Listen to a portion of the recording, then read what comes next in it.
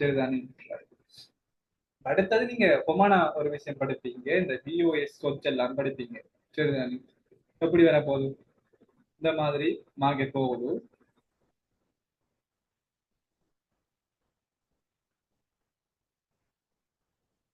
இதுல இப்படி இது பிரேக் ஆகினா பிரேக் அவுட் ஸ்ட்ரக்சர். அதுல என்ன செய்வாங்க, ப்ரீ டெஸ்ட் பண்ணும்போது ப்ரீமியம் டிஸ்கவுண்ட் மார்க் பண்ணுவாங்க. அந்த டிப்பை பார்த்தாலே உங்களுக்கு தெரியும், நான் இது யூஸ் பண்றதுலேருந்து அப்படி எரியும், எப்படி கொடுத்தாலும் அப்படி எரியும். அப்ப இதுல 0.5 அந்த கோல்டன் ஜோன் இருக்கு, அதுக்கு தனியா படிப்பாங்க, ஒரு நாள் ஃபுல்லா வச்சு படிப்பாங்க அது. இப்ப இந்த மாதிரி இதுக்கு வந்த உடனே இதுல எம்பி ஆகுற மாதிரி. இப்ப நான் வரைஞ்சது கூட பாருங்க, அந்த இடத்துக்கு வந்து நான் போயிருக்கு.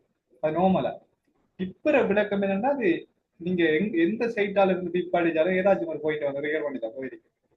ஆட்டை டிப்ல எந்த இடத்துல போயிருக்கு தானே நாங்க அதை நம்பி நாளைக்கு இயலாது. டிப்பை சரியா யூஸ் பண்ண தெரிஞ்சா யூஸ் பண்ணலாம். அது வந்து அதை பத்தி நிறைய படிக்கும். இப்போ நோமா அந்த ஹோல்டிங் மட்டும் மார்க் பண்ணி வச்சுட்டு பிரீமியம் டிஸ்கவுண்ட் மட்டும் மார்க் பண்ணி வச்சுட்டு ரொம்ப கஷ்டம், செய்யலாது. அப்ப அப்படி போகும். அப்படி break out break out break out வந்து மார்க் பண்ணிட்டு போவாங்க. இது நான் நிறைய பிரேக் அவுட் வரைஞ்சிருக்கேன். அப்படி நீங்க வரைய வலிக்கிட்டால் இப்படி நிறைய பிரேக் அவுட் வராது. நிறைய பிரேக் அவுட் வாரத்துக்கு முன்பு இப்படி சொச் வந்து. அப்ப இது ஒவ்வொன்றும் மேல பிரேக் ஆகி போறதெல்லாம் பிரேக் அவுட் இருப்பாங்க. இதெல்லாம் பிரேக் அவுட் இருக்குது. இப்படி இது பிரேக் ஆகின உடனே சொச் இனி டவுன் ட்ரெண்ட் எடுத்துக்கொண்டு இதுக்குள்ள டிப் அடிச்சு இதுல எங்கேயாச்சும் ஒரு ஏரியாவில இருந்து செல் ட்ரை பண்ணுவாங்க. ஆனா மார்க்கெட் என்ன செய்ய முடியாது சொன்னால், இந்த மாதிரி ஓட பிளாக்ல இருந்து மேல போய் அது எப்படி போக போகுதுன்னு சொல்லி சொன்னால்,